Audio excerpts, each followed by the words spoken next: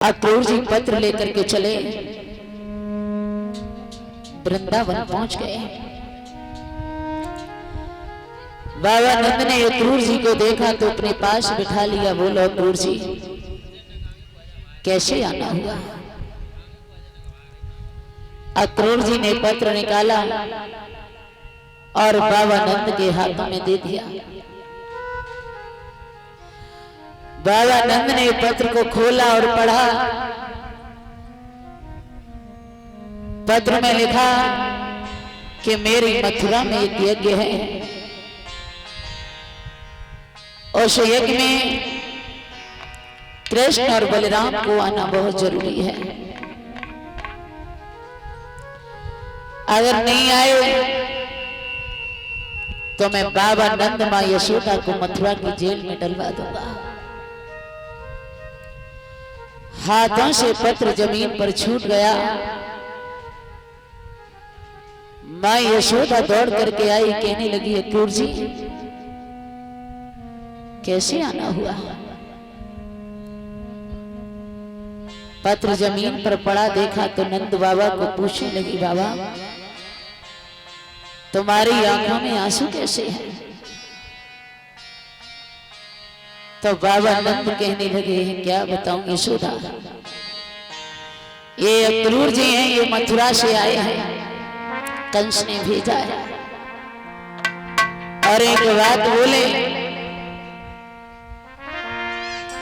आरे प्राणन प्यारी कंस ने काली दे से फूल मंगाए।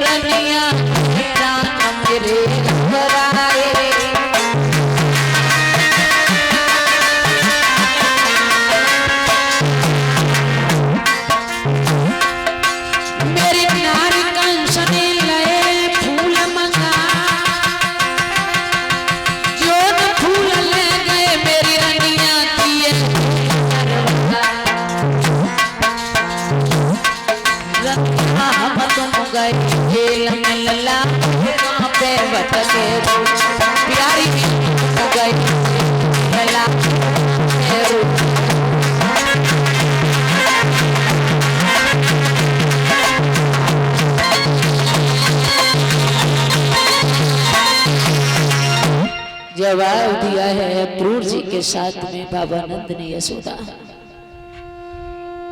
भोजराज कंस ने एक पत्र भेजा है।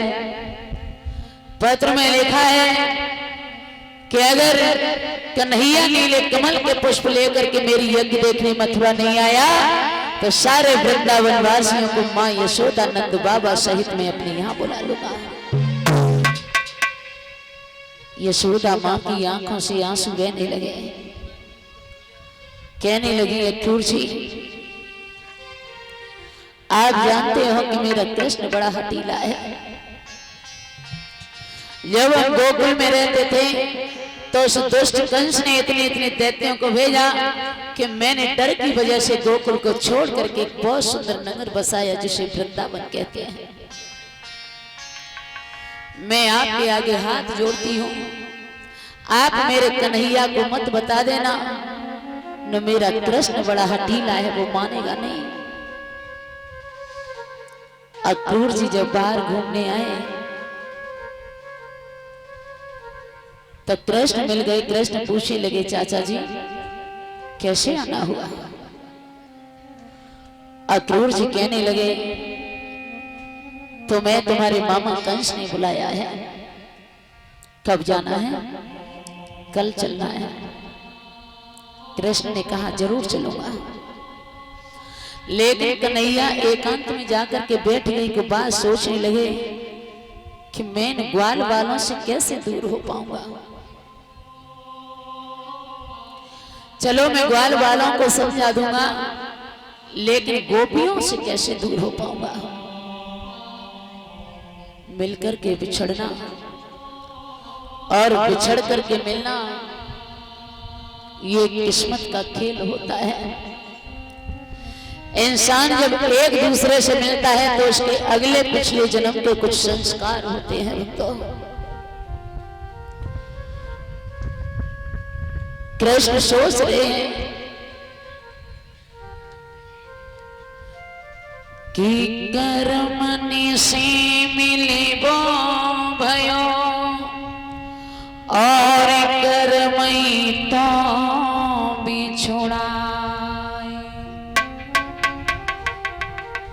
कर्मों के अनुसार इंसान इंसान से मिलता है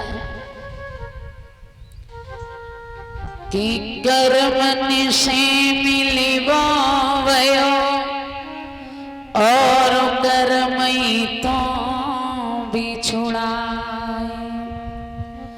रे पागल कर्म संभारी ले तो आंसू गाए बहा। कृष्ण सोच रहे हैं कि इन ग्वाल वालों से मैं थोड़ा भी दूर हो जाता हूं तो ग्वाल वालों को अच्छा नहीं लगता है। कहने लगे मैं गोपियों को भी समझा दूंगा कि बाबा नंद को भी समझा दूंगा, लेकिन मैं अपनी मां को कैसे समझाऊंगा। मां को समझाना संभव नहीं, नामुमकिन होता है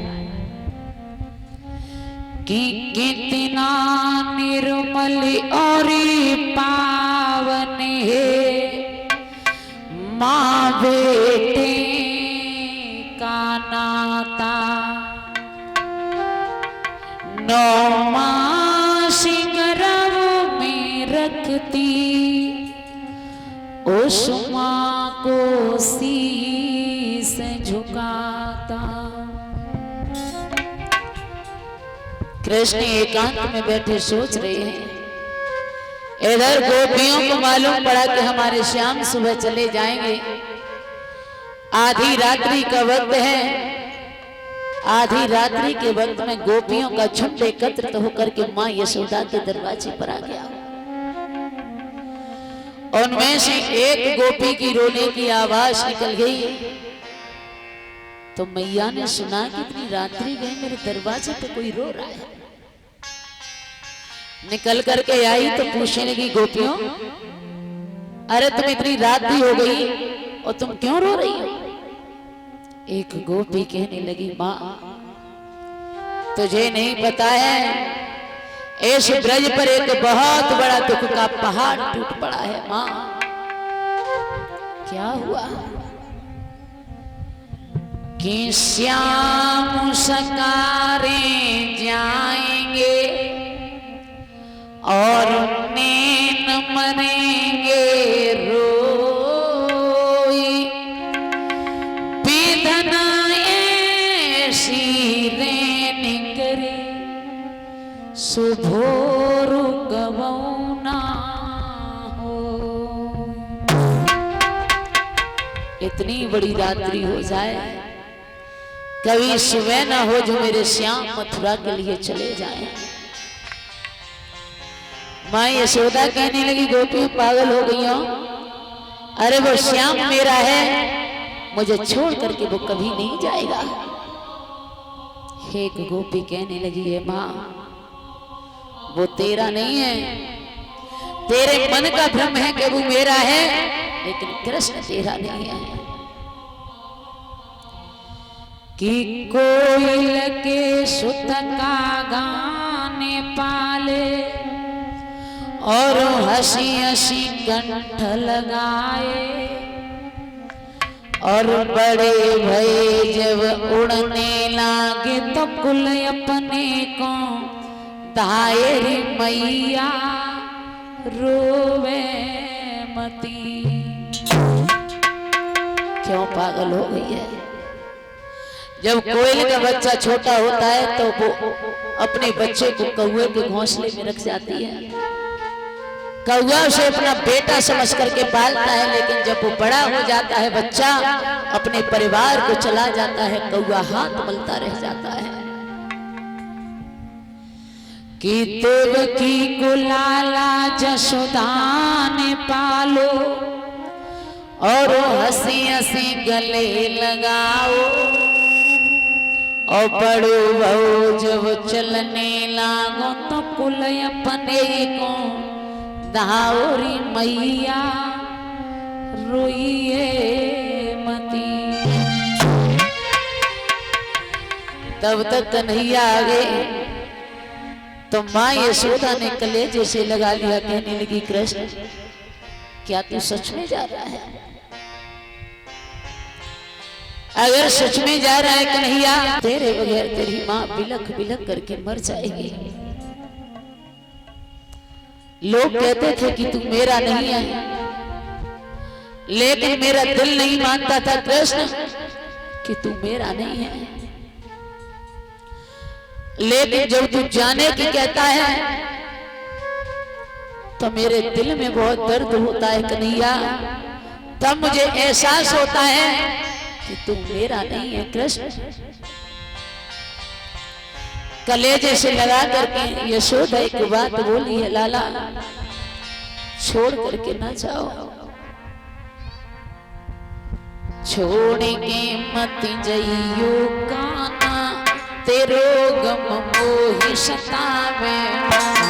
छोड़ के जइयो काना, तेरो गम मोहि सतावेगा।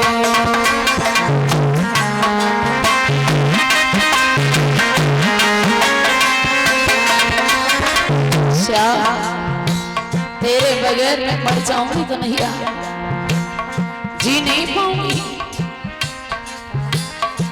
छोड़ के जाइए प्यारे, तेरो गम मोहि सतावे। छोड़ के जइयो काना, तेरो गम मोहि सतावेगा।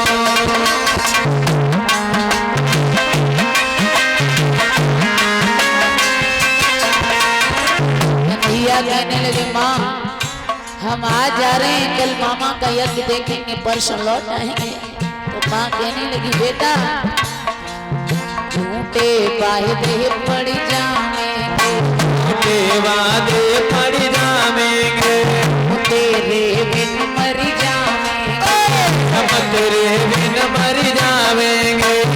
तेरे वादे पड़ जाएंगे, तेरे बिन मर जाएंगे। हमें मत तड़पइयो प्यारे, तेरो गम मोहि सतावे। छोड़ के मत जइयो काना, तेरो गम मोहि सतावेगा।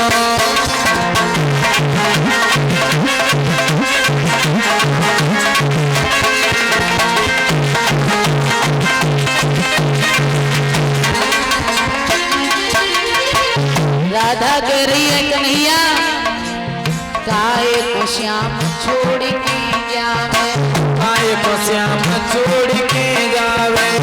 दर्दी को तरस नहीं आवे, ये दर्दी को तरस नहीं आवे। काहे को श्याम छोड़ के जावे, ये दर्दी को तरस नहीं आवे। हंसी मत करवइए काना, तेरो गम मोहि सतावे। छोड़ के मत जइयो काना, तेरो गम मोहि सतावेगा।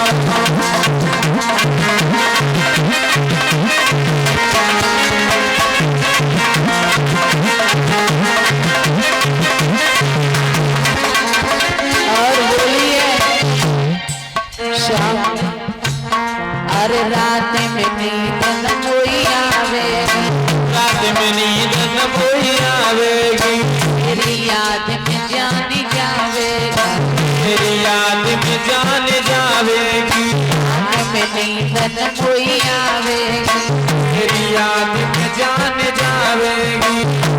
हमें नहीं तड़पइयो प्यारे, तेरो गम मोहि सतावे।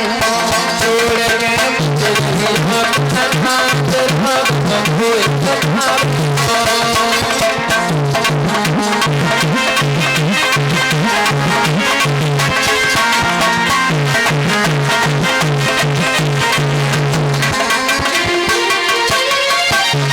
जवाब दिया है मैया ने लाला तेरे बगैर तेरी माँ बिलख बिलख करके मर जाएगी।